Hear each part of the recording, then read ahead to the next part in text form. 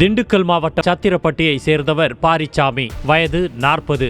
இவரது மனைவி பரிமளா, வயது 39. இவர்களுக்கு 2 மகள்களும் ஒரு மகனும் உள்ளனர். இவர் வேடச்சந்தூர் அருகே பெரியப்பட்டியில் கோழிப்பண்ணை வைத்து நடத்தி வருகிறார்.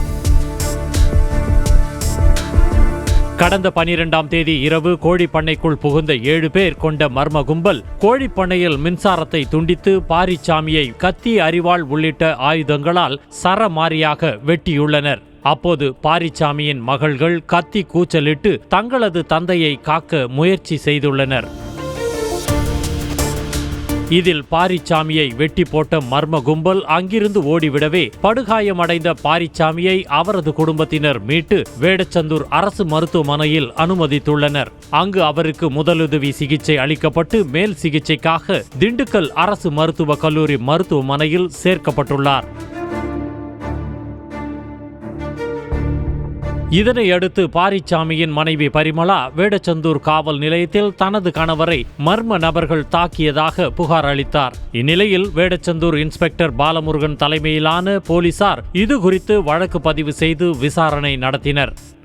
சம்பவம் நடந்தபோது அந்த பகுதியில் இருந்த செல்போன் எண்கள் பற்றிய தகவல்களை சோதித்து பார்த்த போலீசார் அதில் ஒரு குறிப்பிட்ட எண்ணுக்கு பாரிச்சாமியின் மனைவி பரிமளா சம்பவம் நடப்பதற்கு சிறிது நேரத்திற்கு முன்னர் பேசியிருப்பது தெரியவந்தது.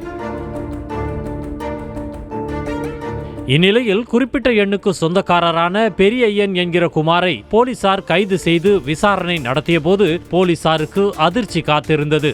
அதாவது பாரிச்சாமியின் மனைவி பரிமளா தன்னிடம் 50,000 ரூபாய் அட்வான்ஸ் கொடுத்து அவரது கணவரை கொல்லச் சொன்னதாகவும் மீதி பணத்தை வேலை முடிந்தவுடன் தருவதாகவும் கூறியதாக அவர் வாக்குமூலம் அளித்தார். இதையடுத்து பாரிச்சாமியின் மனைவி பரிமளாவை கைது செய்த போலீசார் அவரிடம் விசாரணை நடத்தினர். விசாரணையில் மதுரை அருகே உள்ள மஞ்சம்பட்டியில் ஏற்கனவே பாரிச்சாமியும் அவரது நண்பர் ரமேஷும் கூட்டு சேர்ந்து கோழிப்பண்ணை நடத்தி வந்துள்ளனர். பாரிச்சாமியின் நண்பர் ரமேஷ் அபுதாபியில் எலக்ட்ரீஷியனாக வேலை பார்த்து வந்தார்.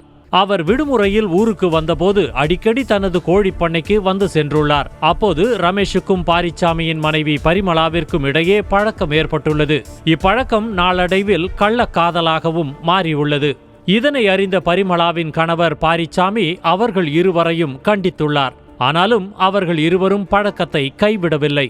இதனால் பாரிச்சாமி ரமேஷின் கோழிப்பண்ணையில் இருந்து விலகி வேடச்சந்தூர் அருகே உள்ள பெரியப்பட்டியில் வேறொரு கோழிப்பண்ணை அமைத்து குடும்பத்தினரோடு அங்கேயே தங்கிவிட்டார்.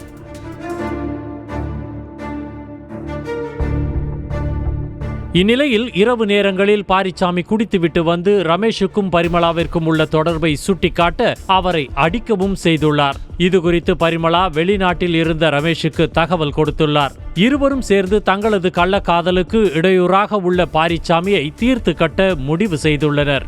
அப்போது ரமேஷ் தான் வெளிநாட்டில் இருப்பதால் அதற்கான ஏற்பாடுகளை செய்யுமாறு செலவுக்கு பணம் கொடுத்து விடுவதாகவும் பரிமளாவிடம் கூறியுள்ளார். அதனைத் தொடர்ந்து பரிமளா மதுரையைச் சேர்ந்த குமார் என்பவரிடம் 1.5 லட்சம் ரூபாய் பணம் தருவதாக கூறி தனது கணவரை கொல்ல கூலிப்படையை ஏற்பாடு செய்துள்ளார்.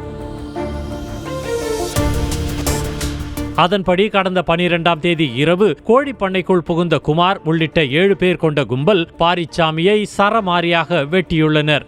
இதனை அடுத்து வேடச்சந்தூர் போலீசார் பாரிச்சாமியின் மனைவி, குமார் என்கிற பெரியய்யன் மற்றும் ஒரு 17 வயது சிறுவன் உள்ளிட்ட 3 பேரை கைது செய்து சிறையில் அடைத்துள்ளனர். மேலும் இச்சம்பவத்தில் ஈடுபட்டு தலைமறைவாக உள்ள 5 பேரை போலீசார் வலை வீசி தேடி வருகின்றனர். கள்ளக்காதலுக்கு இடையூறாக இருந்த கணவனை மனைவியே கூலிப்படையை ஏவி கொல்ல முயன்ற சம்பவம் அந்த பகுதியில் அதிர்ச்சியை ஏற்படுத்தியுள்ளது.